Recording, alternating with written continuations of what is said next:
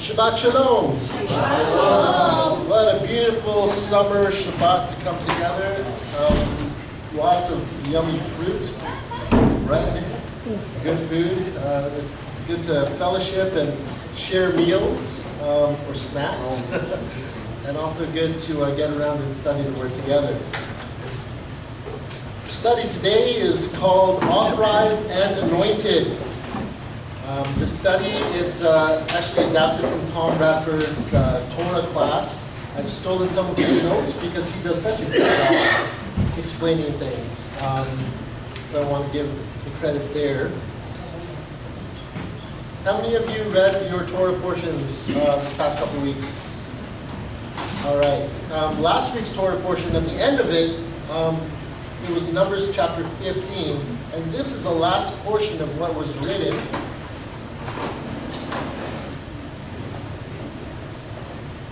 In that passage, chapter 15, verse 37 to 41.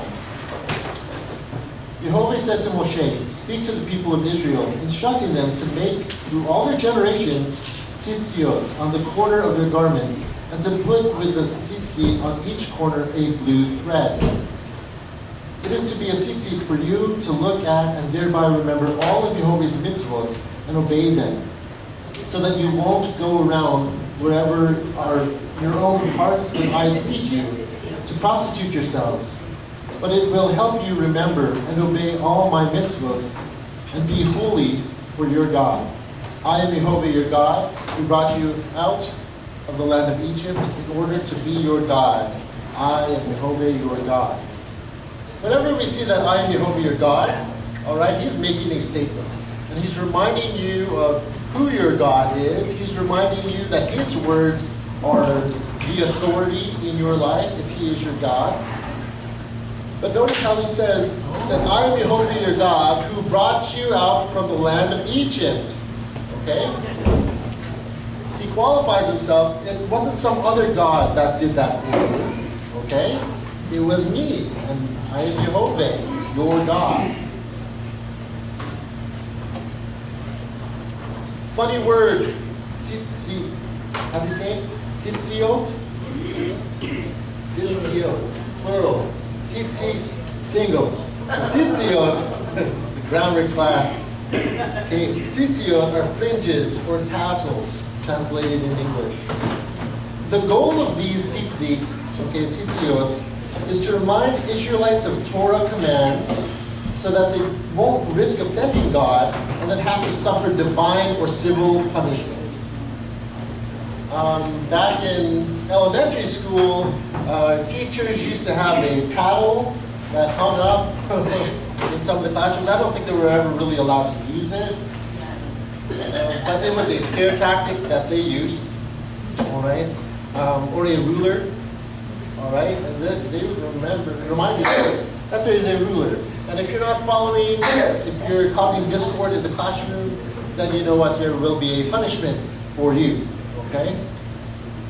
The tzitziot work as a similar thing, to remind you to stay in line, to remind you to remember the rules, remember the commands, the instructions, okay? The tzitziot are also a sign. It's a sign of holiness, symbolizing a measure of nobility and a measure of priestly service that every Israelite was both honored to have and expected to maintain. A measure of priestly service that every Israelite was both honored to have and expected to maintain. Question: were all the Israelites priests? No. Remember last time when we studied the Numbers, we talked about those that took a vow, the Nazarite vow, and they could serve God, all right, with the priestly duties, just not the sacrificial rituals, all right, but they were able to serve God like priests, so long as they had taken that vow, okay? In this, there is an expectation of the Israelite people to conduct themselves in a way, although they are not priests per se, there are still some principles that they needed to live by, All right, and this was governed by the priests as well, upholding God's Torah. Okay. So the tzitzit, as they wore it, was a sign of holiness, set apartness. Okay? God set the Israelites apart as his people, and within Israel, he set apart another group of people. We'll look at that shortly. So all the males were expected to make tzitzit and wear them. Okay? To remind them, and also as a sign of holiness. Okay, quick word study before we continue. Tzitzit, these 4 letters, all right? Sadi, Yod, Sadi, and Tav, reading from right to left. Sadi means righteous, to hunt. Okay? The Yod, it's the smallest letter. It's just like a little stroke. It's the smallest letter in the Hebrew alphabet. It signifies a hand of God. It's a symbol of authority. So it's up there, it's higher, kind of like an apostrophe. Okay? So coming from above, that's the authority. That small, still small voice, we could equate it to that. God's still small voice, that little Yod.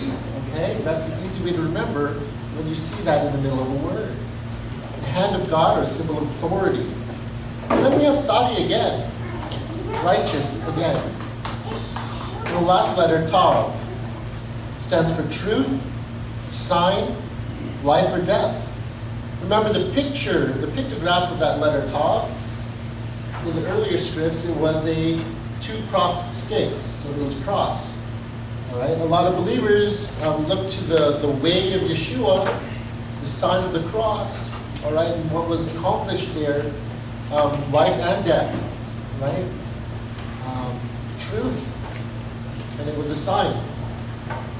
So when you look at tzitzit, it's like you're hunting for God's authority, and you have righteousness, all right? You find life through that righteous living. Tzitzit. Tzitzit. Okay? Make sense? Simple. Let's continue. The root word of tzitzit. Anyone want to try saying this word? Tzitz. Tzitz. Not zitz. Right? Seeds. Have seeds. You know? Seeds. The Hebrew word, seeds is the Hebrew word for bud or blossom. Remember what happened to Aaron's rod? Right? The walking stick? It budded. Alright? Like it wasn't planted in the ground, but life came to it. There were buds on it. Or blossom. Seeds is the same root word for tzitziot that we just talked about. This is interesting. The priest, the high priest, had a garment, a ritual headpiece that he needed to wear. And that gold plate on the forehead was called the tzitz. Okay? And on it, it says, Holy to Yehovah, tzitz. And on the menorah, the lampstand in the temple, remember, they hammered out that gold, and there were little buds, little blossoms on all the arms. Tradition says they were almond blossoms. And why almonds? Well, almonds were the first things to bud, the first life, that first fruit in the season of the year. But we know that they were seats on the menorah. The menorah is light. It shines, it's truth, it's revealing. Okay? And it always needs to be filled with the oil so that it keeps shining, keeps burning. Okay? So you have seats on the forehead, you have the blossoms, and all these things come together, and you get a better picture of this holiness and set apart to Yehovah.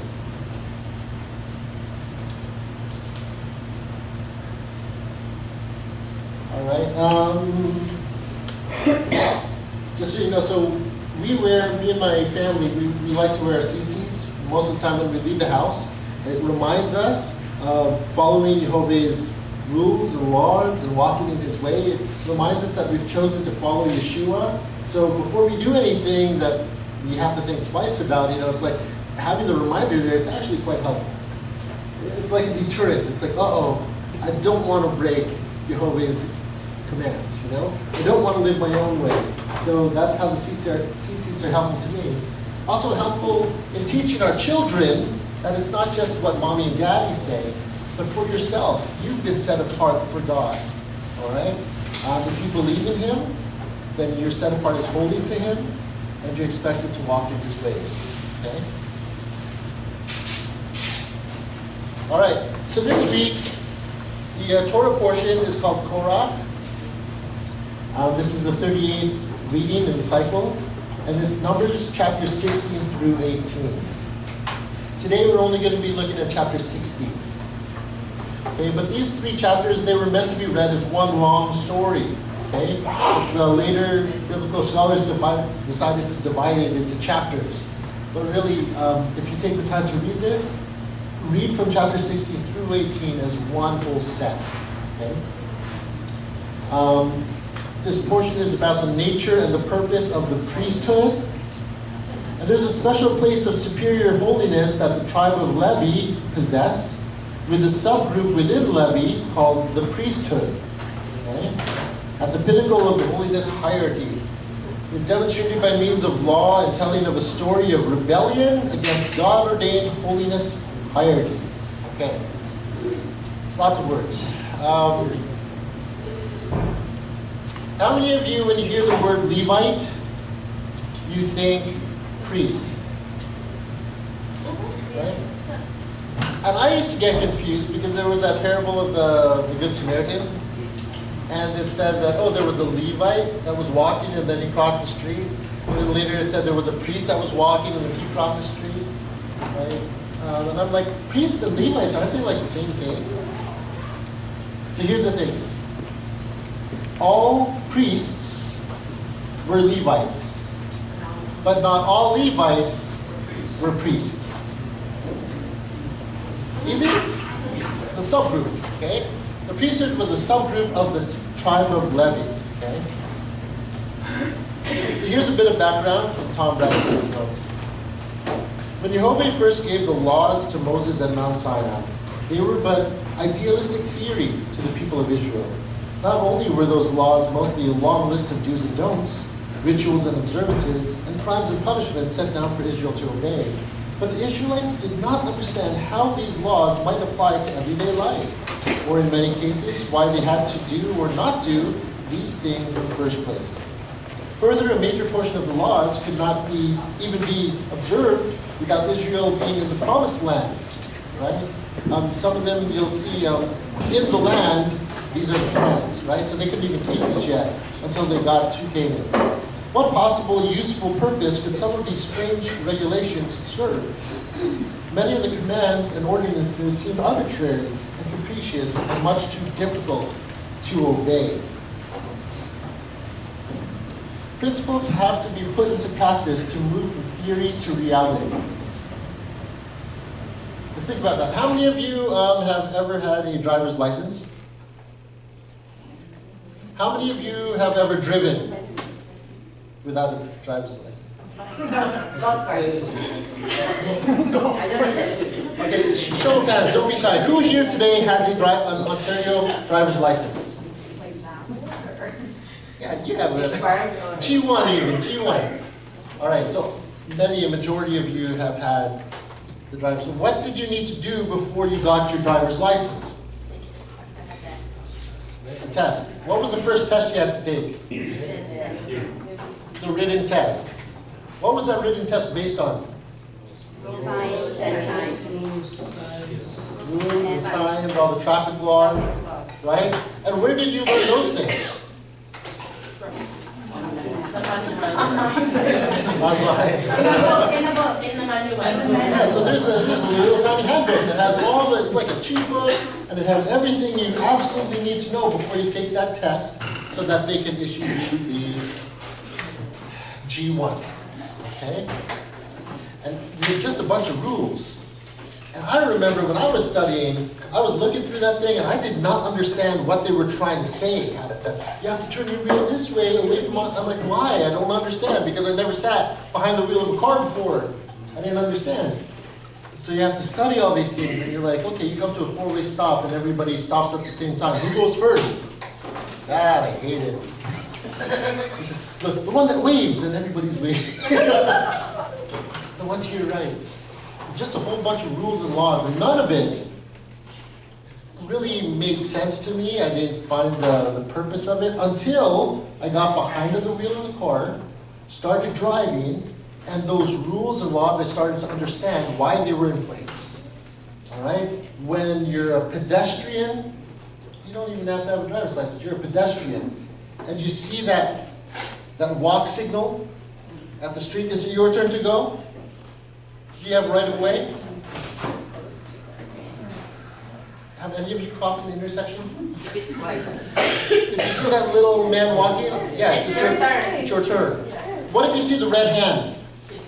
You stop. Question. If you're at this side of the intersection and you're trying to get to that side, and you come up to this intersection and you see a hand starting to flash, what do? You run.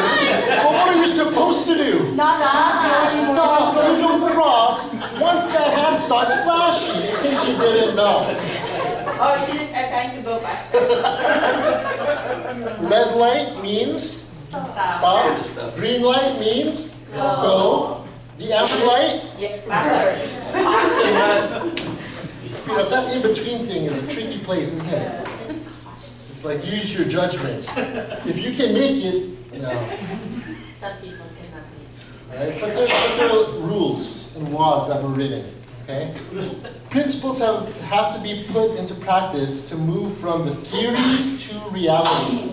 If the law had been given to Israel, and then they just sat there ensconced at the foot of Mount Sinai, if the Israelites had just gathered the manna God provided every day, they looked up each morning at the majestic mountaintop upon which the law was given, and raised their flocks and herds in peace and quiet, most of the law would have remained only theory to them. They needed to move on, experience life, deal with everyday circumstances, face difficulties and challenges, endure hardships, stumble and fall, and make difficult and less than clear-cut choices in order for the wisdom and purpose of these divine principles to become real, and for the Israelites to learn how to apply them so that God's commands would become a settled matter in their minds and hearts. We could read through Exodus, Leviticus, and we get all those rules and regulations, and it doesn't mean anything. We're just reading through it. All right?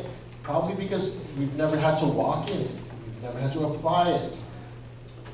When you've hated somebody so much, you swear that you could kill them, there's a law that says, don't murder.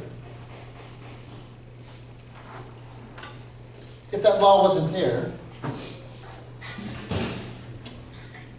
you might be a little bit more inclined to carry out your action. But because the law is there, and you're put to the test because your hate for somebody, remember Yeshua said, if you even hate your brother, you've already committed murder. He elevated that principle. You didn't have to physically murder somebody, but the attitude of your heart towards somebody else, if you hate a person made in the image of God, you've already committed murder. If you look at a woman lustfully, you've already committed adultery. You don't even have to do the act. Okay? Yeshua elevates the principle. You might say, I've never killed anybody, but have you hated somebody so terribly in your life? Okay. And it's a difficult time when you're faced with these challenges, right? But you grow and you learn how to forgive. You learn that it's better to forgive than to hang on to a grudge. It's better to let somebody go than trying to get back at them. You don't know until you've been put to the test. You don't know until you've had to endure something. You need to move on from just learning the theory. And you have all these opportunities when you say, God, I need more patience. Give me more patience.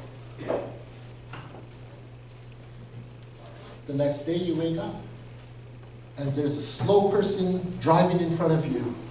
And you're late. You're like, oh, I need more patience. God, give me patience. Well, God gave you the opportunity for your patience to develop. All right? He gives you opportunities like, God, I don't want to give too many examples. So many things we could do. We could pray for health, good health. God, I want good health. Give me good health. But all I could afford is this junk food. So if you could just bless the junk food so that I could get healthy from this. All right? You're presented with a situation, some things must change. You can pray all you want, ask God for all these different things. All right? But if you don't understand what it is to walk in His way and apply His principles in your life, then sooner or later you'll understand, I know this junk food's not helping me. I need to make a change. I need some fruit. I need some vegetables instead. Right?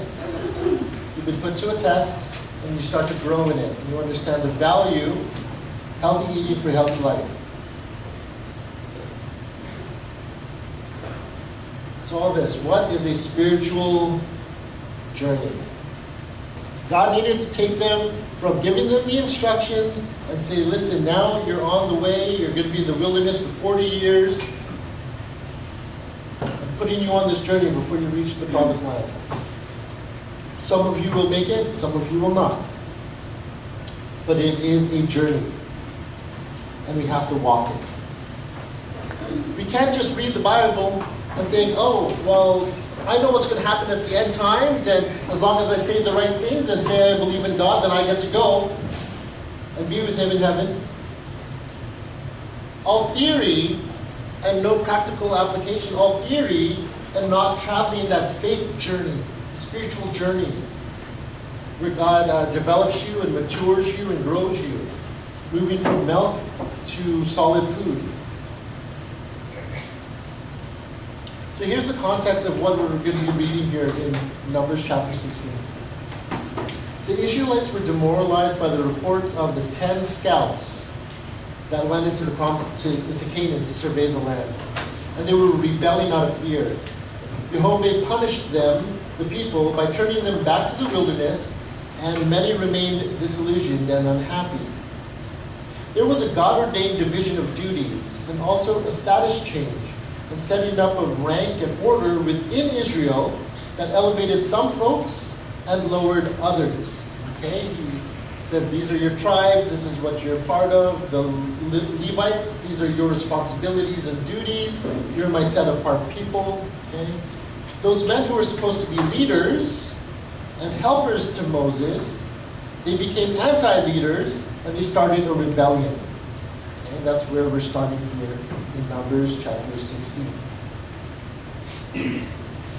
Now Korah, the son of Yitzhar, the son of Kohath, the son of Levi, along with Datan and Abiram, the sons of Eliab and On, the son of Pelet, descendants of Reuben, took men and rebelled against Moshe.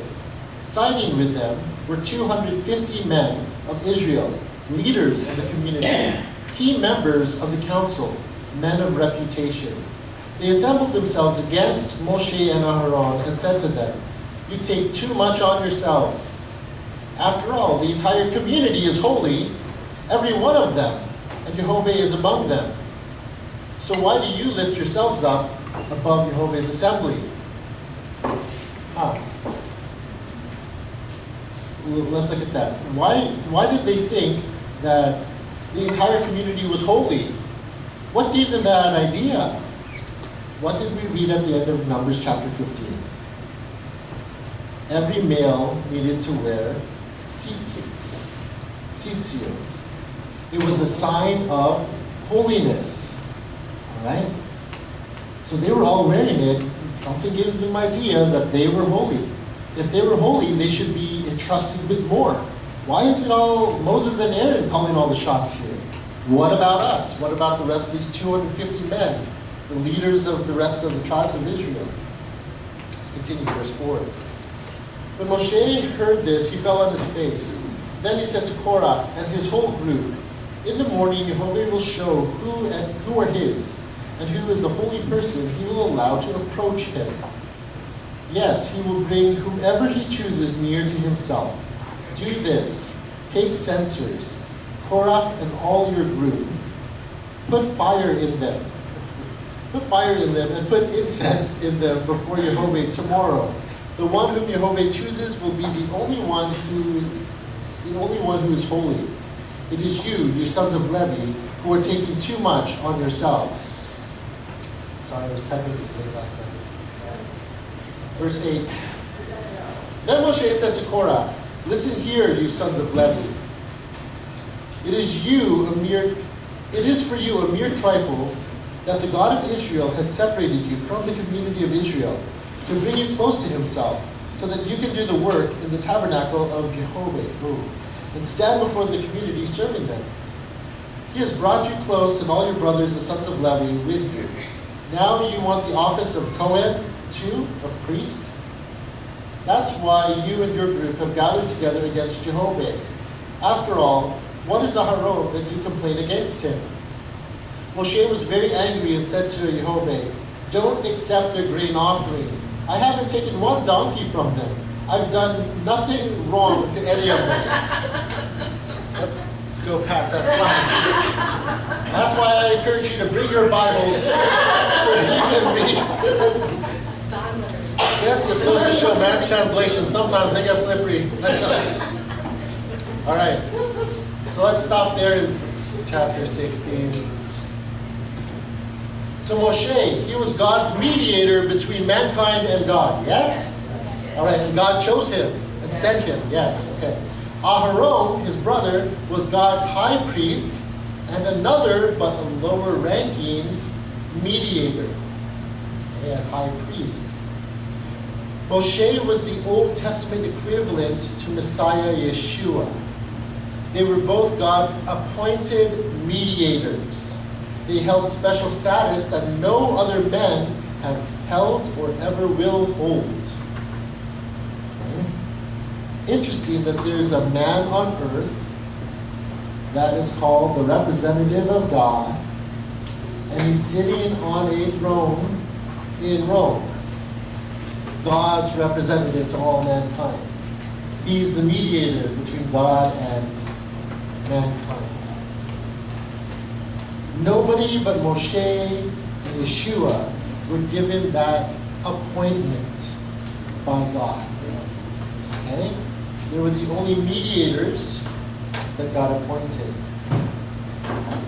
Just as many people today speak of respect for Yeshua, but not belief in his special role as mediator and savior, so the Israelites of Moshe's day had respect for him as human leader, but they didn't grasp his supreme and unapproachable status as divinely ordained mediator. How could they not, man? I mean, like, they saw for themselves the work that was done through Moshe and Aaron in Egypt before, as they were approaching Pharaoh. They went there with whatever God was saying. You go there and you tell Pharaoh this. You go there and this is what you do. And they followed everything that Yehovah said. By the end of it, Yehovah finally did his final act, and for sure they were set free. And the whole time that they were in the wilderness up to this point, it's been a couple of years by this point, the presence of Yehovah was with them. They've already crossed through the Red Sea on dry ground. All right? They were led by that pillar of fire and cloud. All right? The water that they got to drink when there was no water. The manna that fell from the sky so that they could have food every day. God provided for them. He protected them. This was their God who led them out of Egypt. And they say, oh, Moses, he's just making it all up. Who is he? God didn't really choose him. We're all holy now. We're done with Moshe. They respected him as a human leader, but they said there's no way God chose this guy. Okay. Good question. How many sons did Jacob have? It's right there. So he had 12 sons, okay? They formed the 12 tribes. Okay? The oldest brother was Reuben. Simeon was the second. The third was Levi. All right, the tribe where the priesthood came out of. And then the fourth son was Judah. That's the tribe that Yeshua came from. Okay? So keep in mind those names: Reuben, Levi, okay, the first and the third born. As we continue. So we have the Levites, and then the subgroup, the priesthood, right? The sons of Kohath, the Kohathites, they were in charge of moving the holy items in the sanctuary, okay? But only after the priests covered them. They weren't allowed to touch them without the covering, okay? The sons of Gershon, so these are all the sons of Levi, okay? The subgroups of Levi.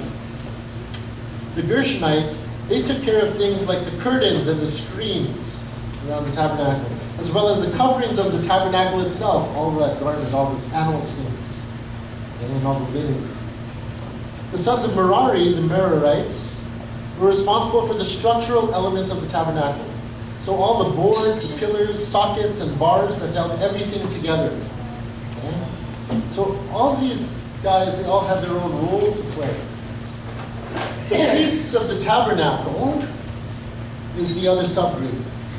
The ones who actually performed the sacrifices on behalf of Israel, they were from a much narrower lineage. All the priests were sons of Moshe's brother, Aaron. Okay, Aaron was a high priest, and the only priest that served came from the line of Aaron. But Aaron himself was a Kohathite. Okay? So the Kohathites, let's say it this way. I'm from the Corpus clan, the tribe of Corpus. Okay, and my brother and me were both from the same tribe of Corpus. All right. My brother,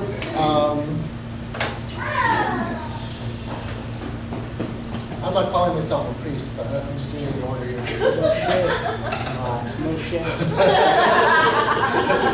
Normally, if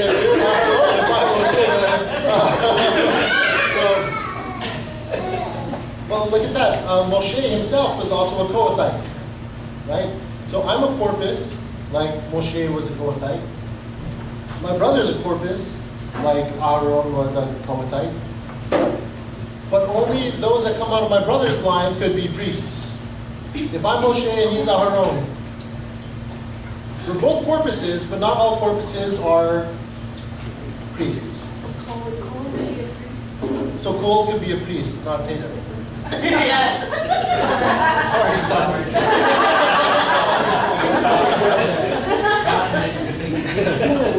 All right, it makes it a little easier to understand what's going on there. Okay. So within the Levites, the Kohathites, one family under the tribe. And out of that one family, Aharon, his line alone had the priests. The other Kohathites, they were allowed to serve in the sanctuary, but moving the items around, but not touching anything, unless it was covered by the priest first, okay? So we read about Korah, right? Korah was a Levite from the line of Kohath. He was a Kohathite, but he wasn't from the priestly line of Aaron. Dathan and Abiram, the other two guys that joined him, they were from the tribe of Reuben. Birth order. Who was the first son of Jacob? Reuben. And then Simeon. And then Levi was the third. Okay? Korah, Dathan, and Abiram, they were camped together on the south side of the Israelite encampment. They were assigned where they were to pitch their tents and dwell whenever they set up camp. So Korah, being a Levite, was a little bit closer to the temple area, but his closest neighbors were Dathan and Abiram. Because of that close proximity, they probably started chatting. What's going on in the temple, they'd ask, because Dathan and Abiram aren't allowed to go near. All right? Korach, he's like, oh, he's close. He can kind of see what's going on, even though he's not serving in that priestly role. And he goes back and he's talking to them. They're like, who does Aaron think he is? Why is he so special? What makes him? We're from the same family. We're both Kohathites. Why did he get it? They say Moses and Aaron elevated themselves, right? 250 other men of Israel, leaders from various other tribes, they sided with them as well. All their accusations were against Moshe and Aharon, that they were self-appointed. All right? Korach, the Levite, was the chief instigator of this rebellion. What do you think his motive was?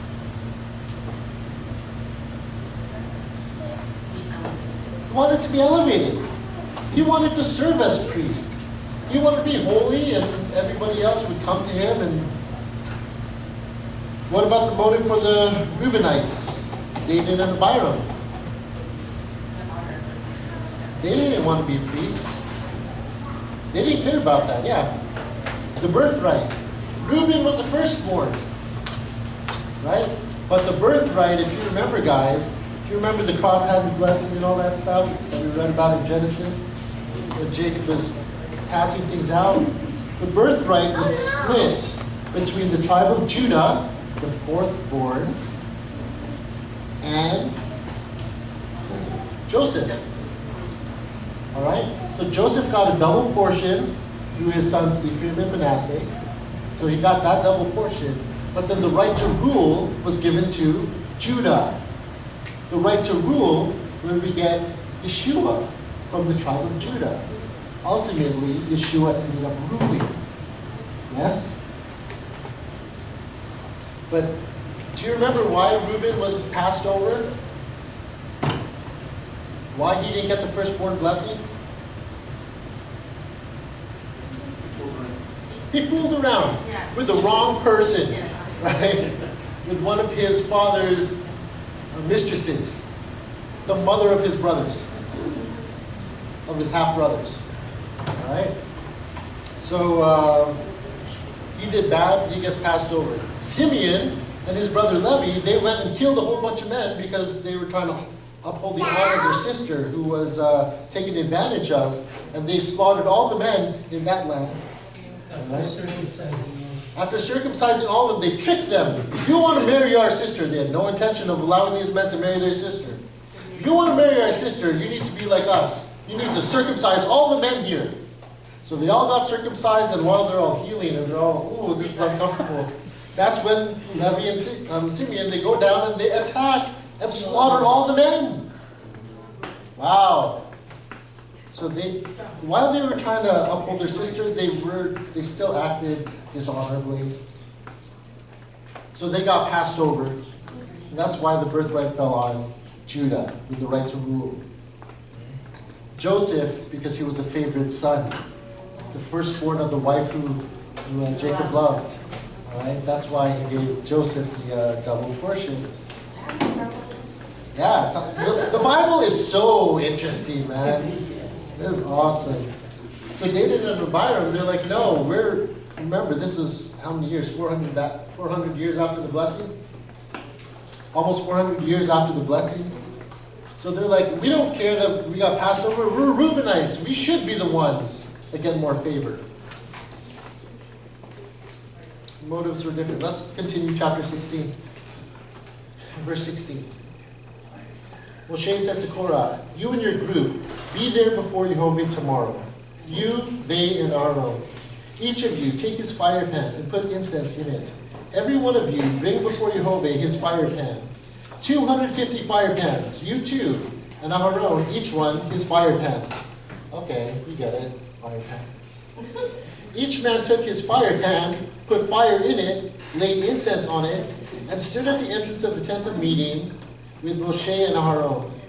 Korah assembled all the group who were against them at the entrance to the tent of meeting. Then the glory of Yehovah appeared to the whole assembly. Verse 20. Yehovah said to Moshe and Aharon, separate yourselves from this assembly. I'm going to destroy them right now.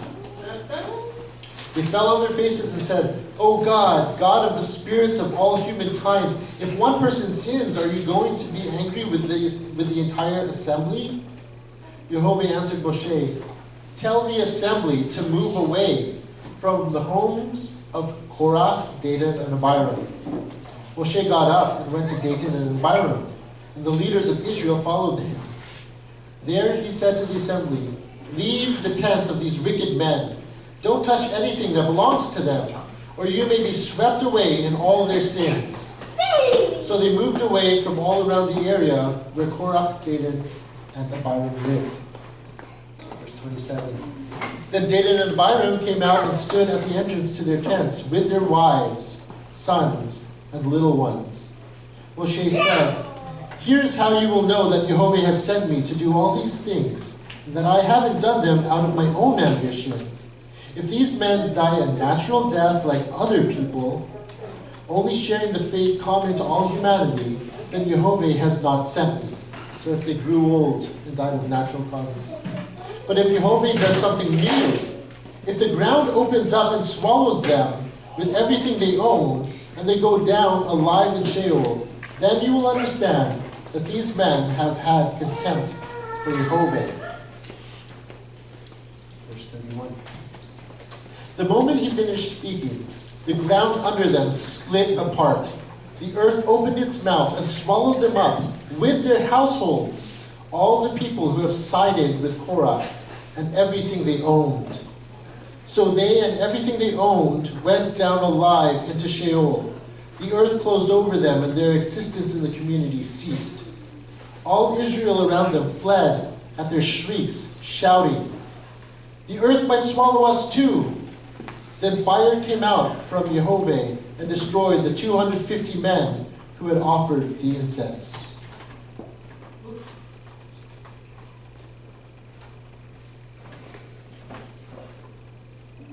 There's the ground splitting open. And it wasn't just Dathan and Abiram. It was their wives, their sons, their little ones, and everybody that sided with them. It was their belongings, their animals, everything they owned. He said, "Don't touch anything that's of theirs," because you know what, that proximity. Remember, holiness is contagious. All right? But defilement is contagious as well. Don't be guilty of touching anything of theirs. You separate yourself. Be holy, set apart from them. Okay?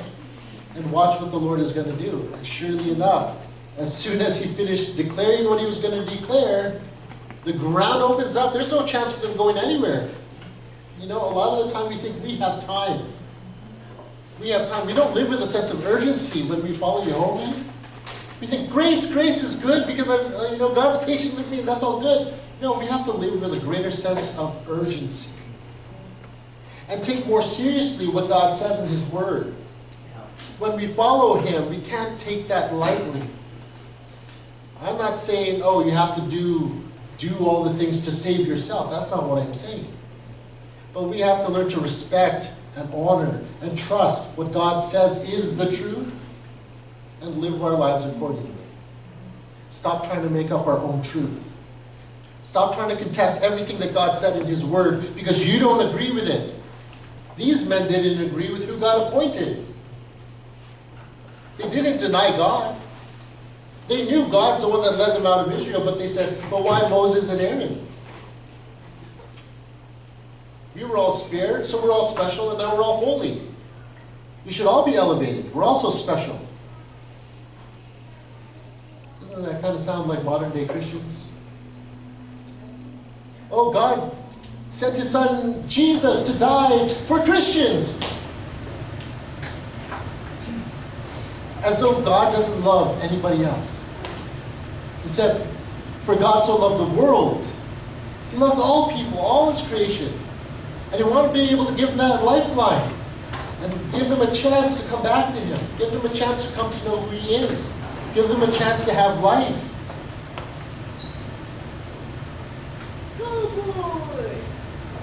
There was a story that we read about earlier, Strange Fire. Remember this one? So let's kind of compare these stories.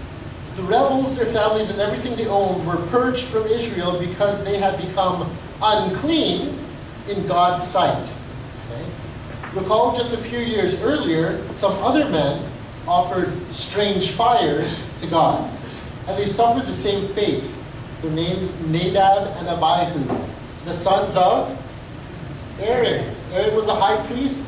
These, his direct sons, in the first priesthood established, and in their first service of offering, they were to bring coals from the altar of sacrifice, burnt offerings, and use that coal for the altar of incense in the holy place. Because they didn't do that, they died. Okay? The difference is Nadab and Abihu held the proper status to offer incense to God because they were priests. But these rebellious men that were just destroyed, they did not have that status to come before God and offer those priestly offerings. The problem was that Nadab and Abihu offered coals from something other than the altar of burnt sacrifices, which was the only place those coals were to come from. So the sin against God perpetrated by Korah, Dathan, and Abiram, and the 250 men was even worse than what Nadab and Abihu had done. In the case of Nadab and Abihu, only they suffered the divine wrath, for they acted only on their own behalf. In the case of Korah, Dathan, and Abiram, their entire immediate families, as well as anyone who even agreed with what they were doing, they were destroyed. Remember, these were men that were charged to be leaders of their tribes, leaders of the people, the community.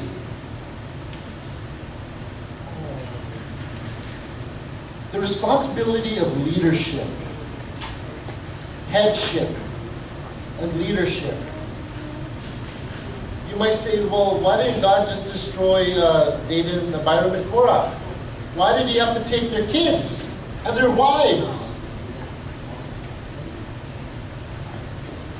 What do you think would happen if God only took the men and all those people were left there?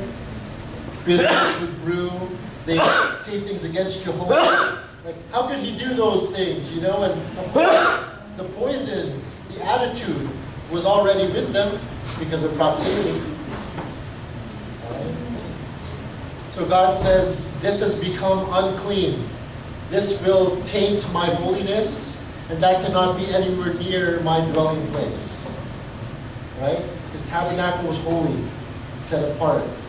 All the other things that happened had to happen outside the Israelite camp. If you were unclean, you had to go outside the camp. All right? You couldn't come close to the tabernacle. Everyone good up to this point? Questions? You following? It's clear? Are you learning anything? Yeah? I encourage you later, if you haven't read number 16, go back and read number 16 through 18 later today.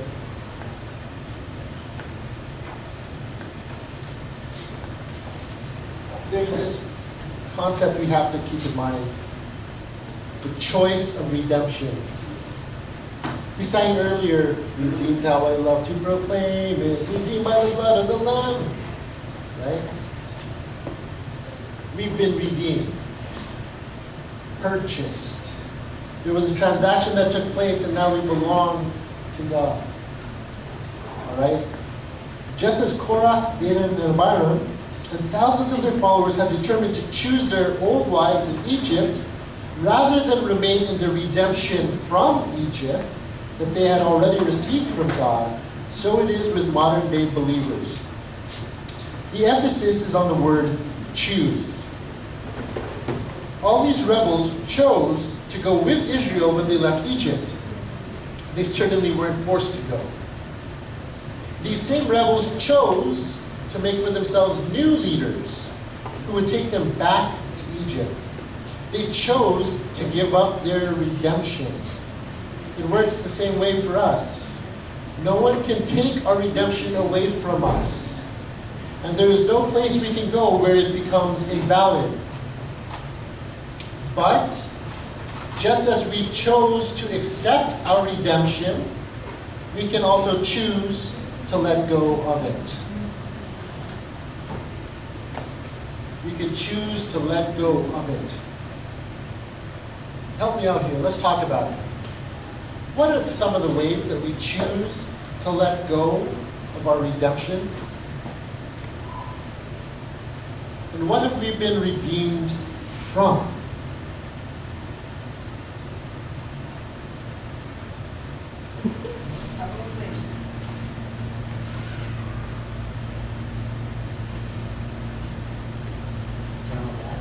Eternal death. The consequence of our sin is death. The penalty of our sin is death. We were redeemed from facing that penalty. Right?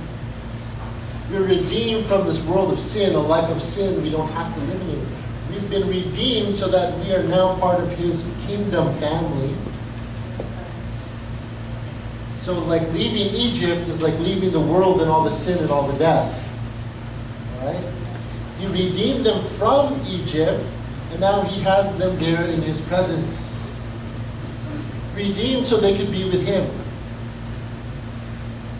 Redeemed how I love to proclaim. Redeemed by the blood of the Lamb. Redeemed by His infinite mercy. His child and forever I am. So are you suggesting that we can unsave ourselves? You could choose to let go of your redemption. How? That's the question. Going back to Egypt. Going back to Egypt. Think of Lot's wife. We are told to remember her. Why? What did she do? Right. She looked back. I have decided to follow Yeshua. I have decided to follow Yeshua.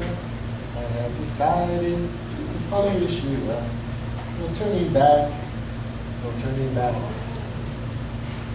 The cross before me, the world behind me.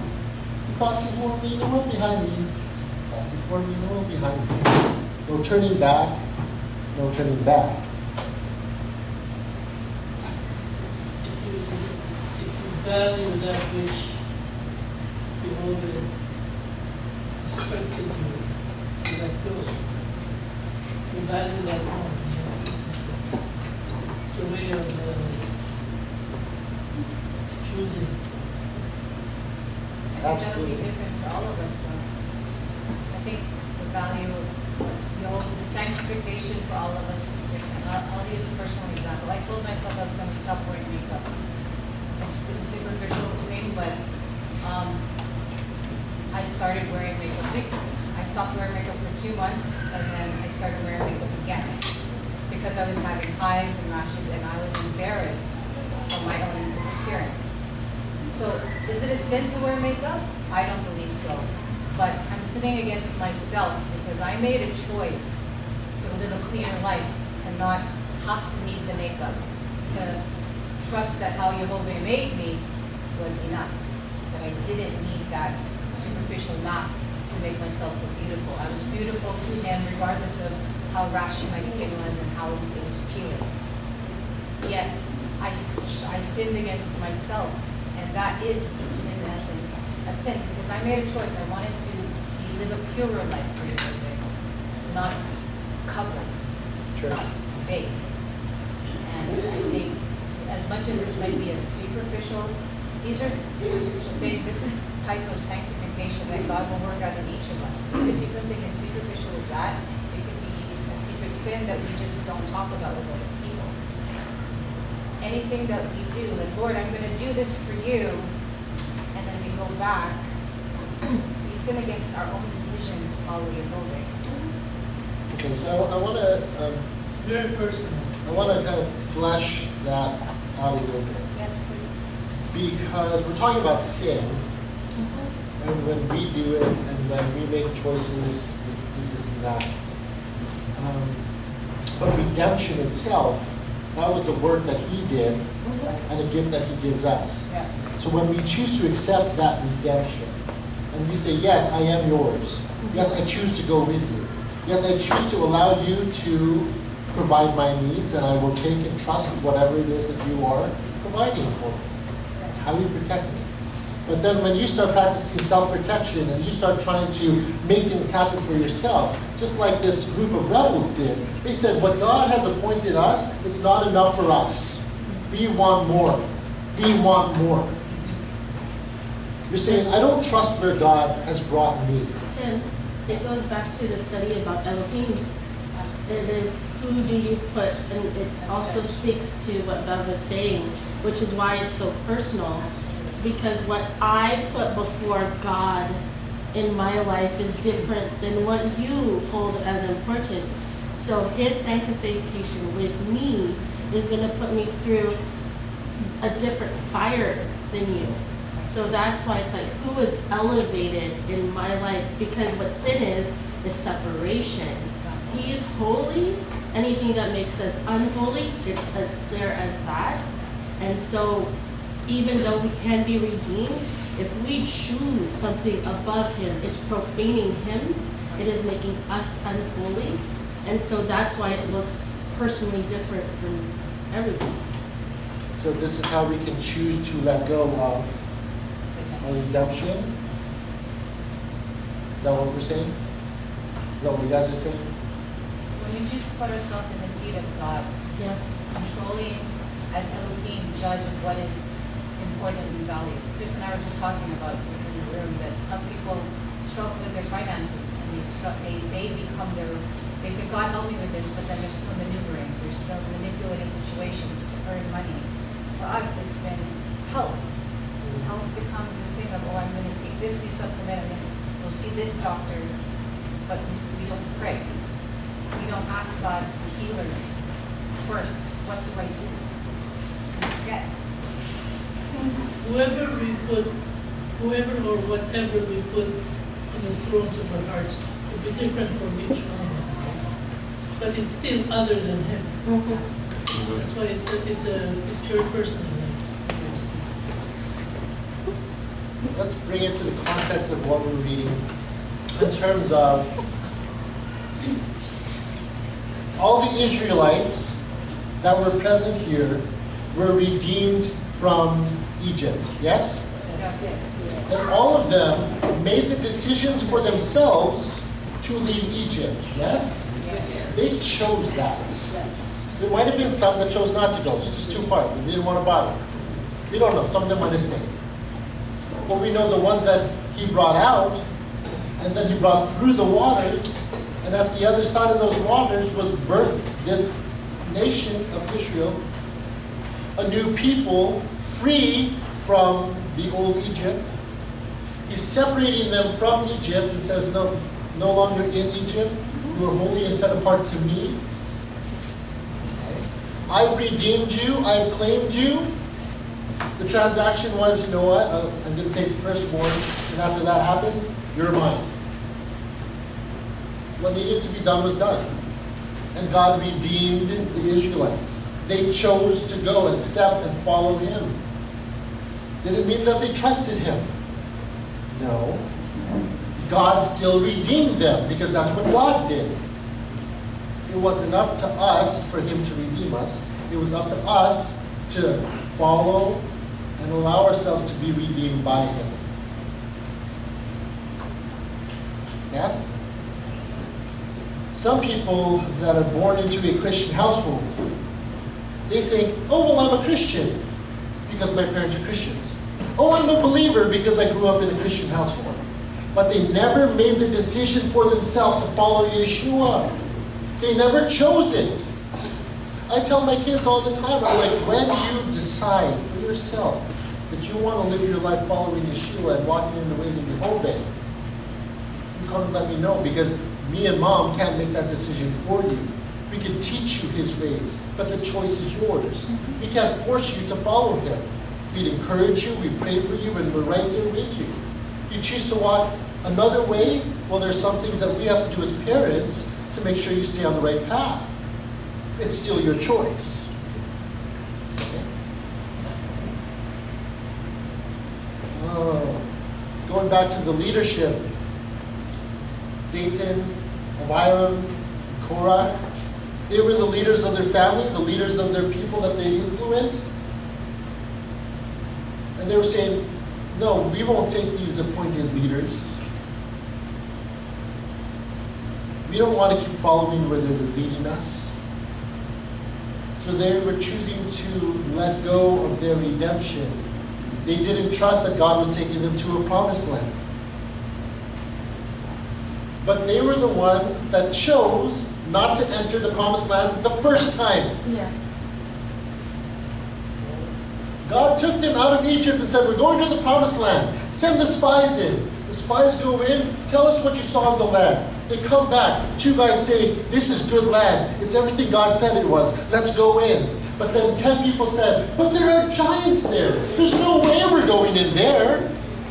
But God said, it's yours. Just step into it. But they chose not to. They were redeemed. They could have been in it. But because the 40 days the spies spent there, they went back and everybody believed the spies and didn't want to go into the land. God punished them for 40 years. He said, in 40 years you'll get to enter in. These guys made their choice, and they were living in the punishment of that choice. They were in the wilderness and they didn't like the way things were going. Instead of blaming God, they blamed the leaders. But it was the people that said, we won't go in. How many of us here think that we are believers, maybe because we grew up in a household or we attended certain churches, but we haven't actually chosen to accept our redemption?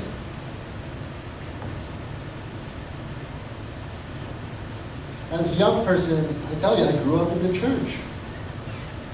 My mom was Sabbath school teacher, pianist, right? My dad was an elder in the church, head elder. Man, there were so many roles I got to play in the church. I grew up, my grandfather was a minister. My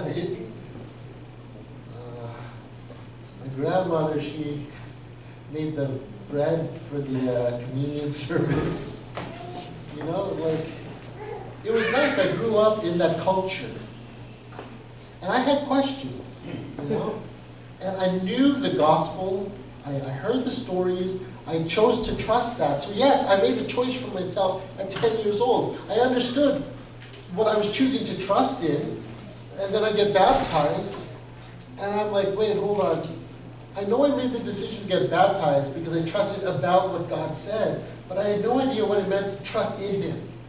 Yeah? So I kind of felt like these Israelites. They're kind of out there in the wilderness, and they're like, I signed up to leave Egypt, but now here I am, what do I do? You know? And I didn't trust the church leaders. They couldn't answer my questions. They weren't giving me proper Bible study. I was just a young kid, you know? Did I let go of my redemption? I had a choice. I gotta tell you guys, you know, at one point I did choose to let go of my redemption. I didn't trust. I didn't know.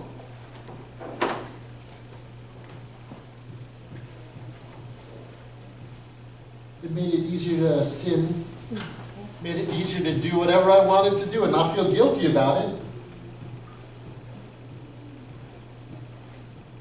Then later I realized, you know what, I was so young when I made that decision.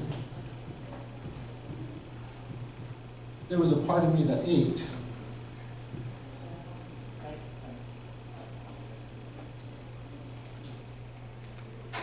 That was aching to be joined with God again. Because I knew that I turned my heart from Him. I knew that I was looking at other things and putting my trust in other things and not Him. I had to start asking myself that question. Did I really accept this redemption? Did I understand what redemption was? When I was younger, I just wanted to live with him in heaven for all eternity. I was afraid of hell. You know, that's what it was about. It's funny though, because that's kind of the picture that Jehovah painted for the Israelites here. The ground opened up and swallowed these people whole because they chose not to keep that redemption. They wanted to go back to Egypt, so the ground swallowed them whole. And the 250 men and all their company, they were burned alive. So you get this picture of hell and fire.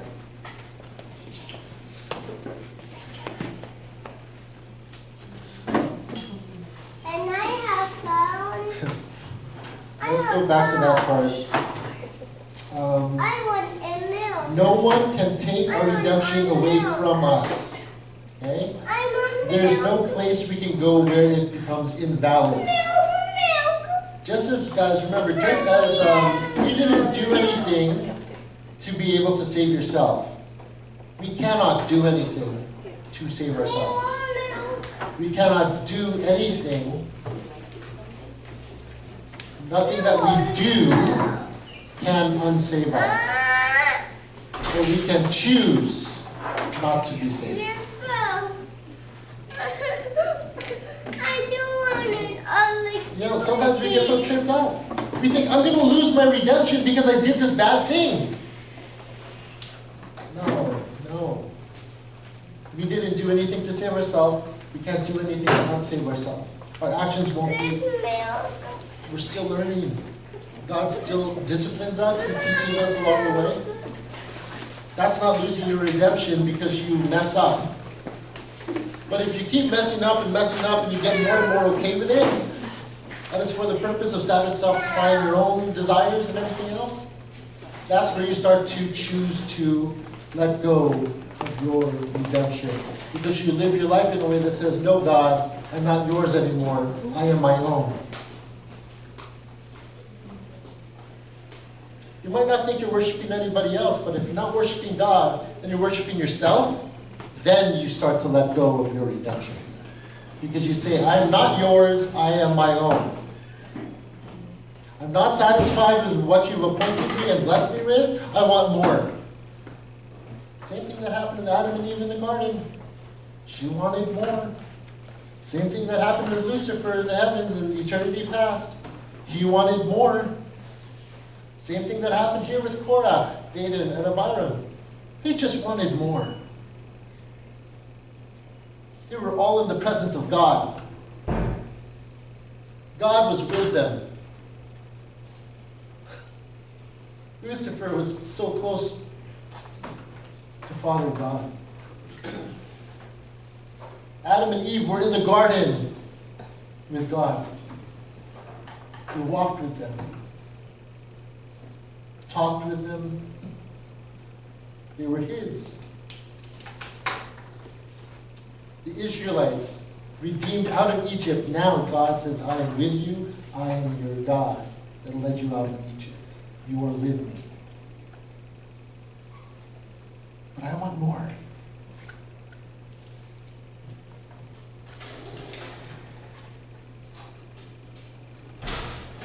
John 15, verse 1 to 6. I am the real vine, and my Father is the gardener. Every branch which is part of me, but fails to bear fruit, He cuts off. And every branch that does bear fruit, He prunes, so that they may bear more fruit. Right now, because of the word which I have spoken to you, you are pruned. Stay united with me, as I will with you. For just as the branch can't put forth fruit by itself apart from the vine, so you can't bear fruit apart from me. I am the vine and you are the branches. Those who stay united with me and I with them are the ones who bear much fruit. Because apart from me, you can't do a thing. Unless a person remains united with me, he is thrown away like a branch and dries up. Such branches are gathered and thrown into the fire, where they are burned up. And that's what we see happen there. Stay united with Him, and He causes that fruit to grow in you. All right? If you don't stay united with Him, you won't bear the fruit, you get cut off and thrown into the fire. It's so clear, right? I know a lot of the time when I've read this passage before and we've had discussions about these verses, everybody starts to think, oh, but am I bearing fruit? Am I bearing fruit? What am I doing to bear fruit? I want to do more to bear fruit because I don't want to get cut off. There's nothing you could do to bear fruit except stay united with Him. It's not our business to bear fruit. It's our business to stay connected. It is, Yeah. Our business is to abide. I think a lot of the time that when we read this, we're thinking about that result. We're always results oriented. What are you doing? Are you bearing fruit? Is that guy bearing fruit? And we judge based on the fruit. Our seasons are all different. You know, like different fruit grow at different times. All right? And when God starts growing fruit in your life, the longer you stay united with Him, connected to Him, over time, the more nourishment you get, the more fruit you're producing. He prunes so that more fruit comes out of your life. All right? So it's His work to bear the fruit.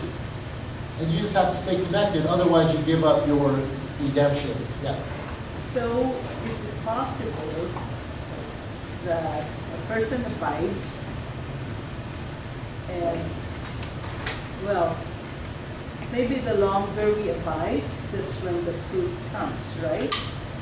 So if we're just starting to abide, we may not see fruit right away. Yep. Yep. And we don't need to get discouraged. Yeah. We just have to stay connected and be patient. Abide, stay connected. The husbandman, the gardener, knows how much time to allow for branch before fruit will show. So I don't think he would prematurely cut off a fruitless branch. You know, in Tagalog, there's saying that there's fruit that is, ano yun yun, kinalburo. Yeah. After picking it. Oh. To preserve. Once it's I disconnected. thought you can force a fruit. I thought that was kalburo. Yeah, but it's not connected anymore. Chemical that you use to Oh, prepare flowers. Like for example, pipilitin, mango. right? They force You force the fruit. Yes. Lime. That's Lime. the word. Kalburo But the fruit is is yes. acid. No, So not it's kalburo. There's a chemical that they use to spray branches. the tree to prepare flower. Yeah, especially mango. But the fruit is acid. No, So then not really. it's getting its growth source externally. From the chemical. Yeah. Okay. So it might look like fruit that it's supposed to be bearing, but it's relying on an external source. And Rexy said that the fruit is maasim. No, not really. She hasn't tasted it. Higit sa pilit. No, that's a different story. It's, again, they will come back again to the kalburo. So Yeshua says, I am the vine, you are the branches. So believers and followers are the branches. Okay, so we would be the branches. Now, there are some branches that are still connected to the trees in our backyard. And it's the same tree, but some of the branches, they're hanging on, they're attached, but I guess nutrients aren't quite getting through. There's some disconnect somewhere inside that system where they're just not growing anymore. So we have dead branches on a tree, and they're hanging on. Is there hope for those branches? I don't know. They're still attached to the tree. They're still attached. How long are you going to keep them there? How many seasons before you allow them to get chopped off? You know? I like waiting to see, are they going to grow? It's interesting because after winter, at the winter thaw and spring comes, you start to see buds forming. And you're like, oh wow, look, this is going to be beautiful. And some of the branches continue to flourish while some branches just don't grow. It still looks like winter. But at the beginning of that season, all the branches would make it. We don't really know. We all go through seasons in life, right? Stay connected. It's not just about staying connected. It's about relying and trusting in that root system to sustain you and feed you. Yeah? If you try to trust in those outside chemicals to do the work, you might have a really good season one year, the next year you're dead. Like, nothing's coming. Because you're not relying on the root system, you're relying on external sources. So I'd say in that sense, that's like your dead branch, you're going to get cut off. Right? So that there's room for others to get grafted in. Okay? The dead branch just takes up space. And then being put in the fire, that's just purification. You don't want diseased branches or anything like that infecting anything else. So you cut them off, you burn them. Right? Almost done, guys. Here. Every branch, every believer that is part of Yeshua but fails to bear fruit is cut off. Once again, the bearing fruit, is that your work? It's just you allowing him to do his work. Amen? Let's stop and think about that. I love that because it takes the pressure off. You think it's so hard to follow Yeshua. It's really not, guys. Every branch that is part of Yeshua but fails to bear fruit is cut off. Let's think about how beautiful that is. We just stay united with him, and he gives us everything we need for life and living, so long as we trust him and continue to hang on and abide with him. Then we bear fruit. We could be hanging out and not trusting or receiving anything from him. Yeah, you get cut off when your life doesn't bear the fruit. And what happens to those cut off branches that were at one time part of Messiah? They're cast off and thrown into the fire. They're thrown away, dried up, and then thrown into the fire where they are burned up. Anyone have the Bible with them? Let's look at 1 Timothy chapter 3, verse 1 to 13. A big part of this Torah portion was about leadership. Okay? Korach, Dathan, and Abiram, Moshe and Aaron. There's a lot about leadership. When we are in charge of people and we cause them to not live according to God's ways, we're held accountable. Okay? Let's look at this. 1 Timothy chapter 3. I'm reading from the Complete Jewish Bible, verses 1 to 13. This is about the congregation leaders and the servants, or the deacons. Here's a statement you can trust. Anyone aspiring to be a congregation leader is seeking worthwhile work. A congregation leader must be above reproach. He must be faithful to his wife, temperate, self-controlled, orderly, hospitable, and able to teach. He must not drink excessively or get into fights. Rather, he must be kind and gentle. He must not be a lover of money. He must manage his own household well, having children who obey him with all proper respect. For if a man can't manage his own household, how will he be able to care for God's messianic community? He must not be a new believer, because he might become puffed up with pride and thus fall under the same judgment as did the adversary, Hasatan. Furthermore, he must be well regarded by outsiders, so that he won't fall into disgrace and into the adversary's trap. Likewise, the shamashim, the deacons or servants, must be of good character, people whose word can be trusted. They must not give themselves to excessive drinking or be greedy or dishonest gain. They must possess the formerly hidden truth of the faith with a clean conscience. And first let them be tested. Then, if they prove themselves blameless, let them be appointed shamashim. Similarly, the wives must be of good character, not gossips, but temperate, faithful in everything. Let the shamashim each be faithful to his wife, managing his children and household well.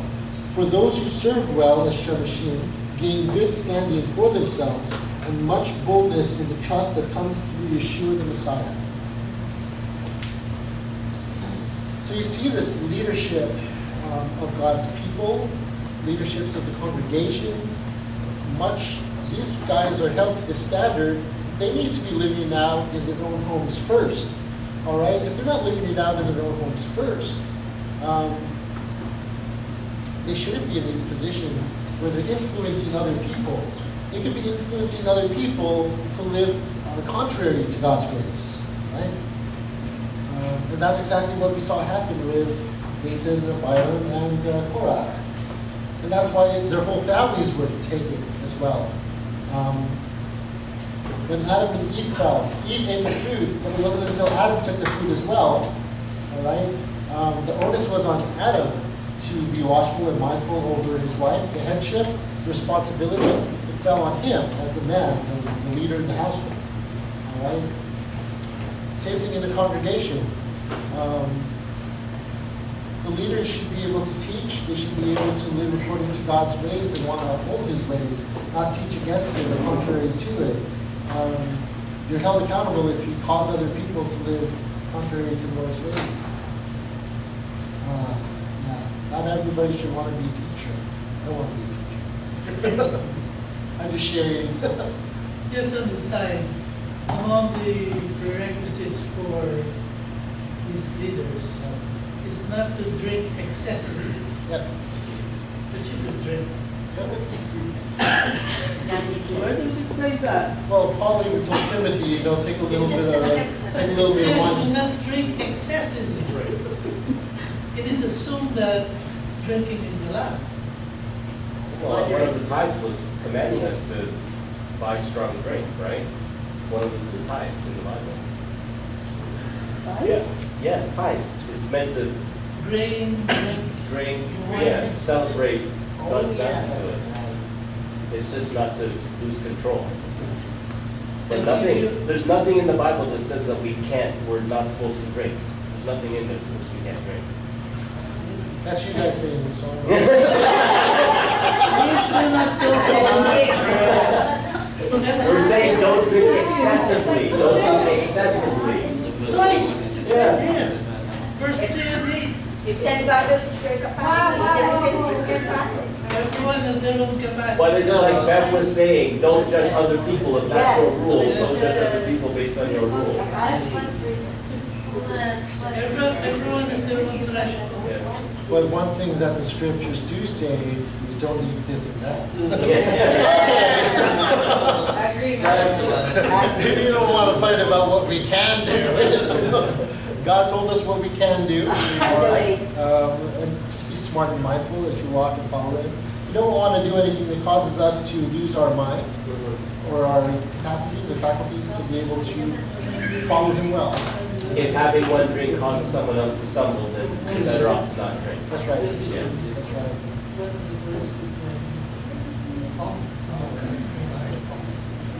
It's funny, that's always a conversation how it goes around alcohol. I don't know. All right, this is how it ties together for all of us. The Levites, not all Levites were priests, correct? However, all believers in Yeshua is high priest. And those who come to believe and trust in Him, everyone among us should be a royal priest. One who has the flow of life from the throne.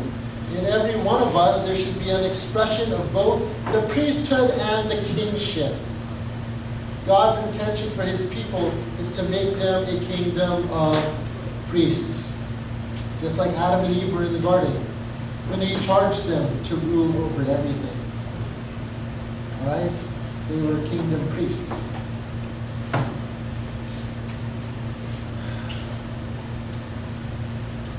Let's stop and consider very quickly. The priesthood was patterned, the earthly Levitical priesthood, it was patterned after another existing priesthood. The heavenly beings. Okay? Moshe and Aharon, they were the mediators. one greater than the other at that point in time between God and man. Who was one of the leaders in heaven in eternity past? Lucifer. He was one of the ruling leaders in charge of many angels. Right? Third in line. What's he called? The bright morning star. Bright and morning star. Imagine that. So close in proximity. Oh my God. All right? So close in proximity. He wanted more. He wanted more. All right? His pattern, what happened there, and we see it throughout Scripture with everybody that wanted more. They weren't satisfied with their station in life, with their lot in life. They kept grasping for more. God says, listen, I am entrusting you with all this. Sometimes He will entrust you with much. Sometimes He starts off with entrusting you with little. If you're faithful and you do well, a good steward of the little that He gives you, He will prune you and allow you to be in charge of more. He will give you more to be steward of, more to manage. Why would you give a bad manager more people to manage? If they can't manage one person, why would you give them a team of 5 people? If a man can't manage his own household, why would you entrust him with the church community? It makes sense, right? Faithful with the little, more is given. Lucifer probably had the most charge. In charge of everybody. And it wasn't enough. He wanted to be essentially his own God. That's the same lie that he told Eve. If you eat this fruit, you will be like God. Know all.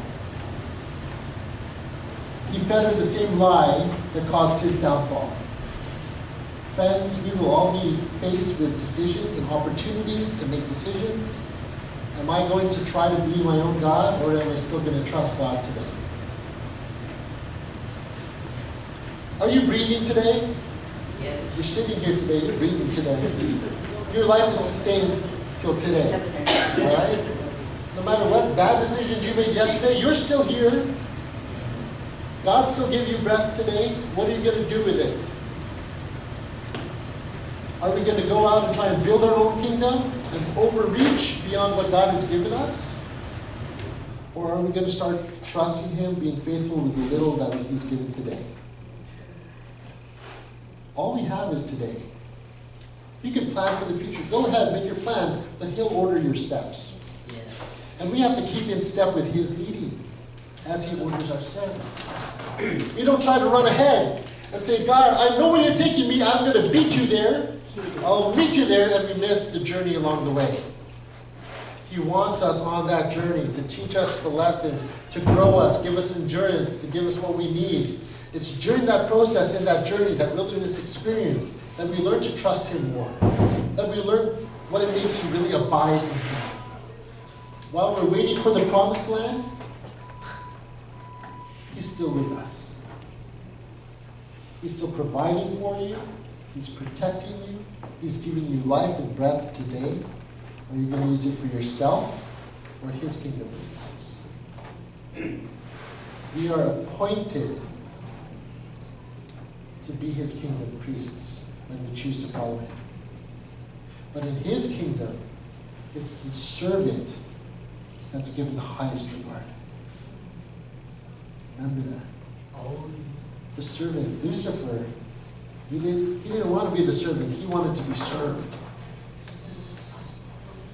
The suffering servant, Yeshua, on the other hand, gave up the rights of heaven. He gave up His divinity. He came to this dark world in this sinful place. He lowered Himself even amongst men to that position of servant.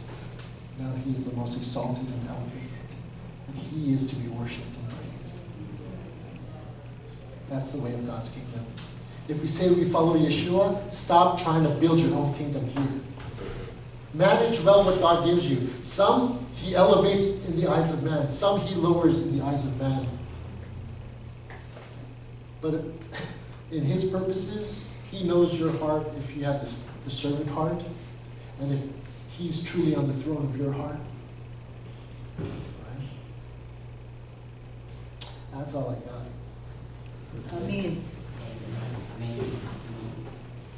Guys, read the Torah portions. Keep up with it every week. It's exciting. And it's just going to get more and more exciting. This was just one chapter we talked about today. And there's so much more we didn't talk about, that we could have talked about. All right? Read it again for yourselves. Look at the questions. If you're part of a Torah family, look at the questions. It'll help you study through it. All right?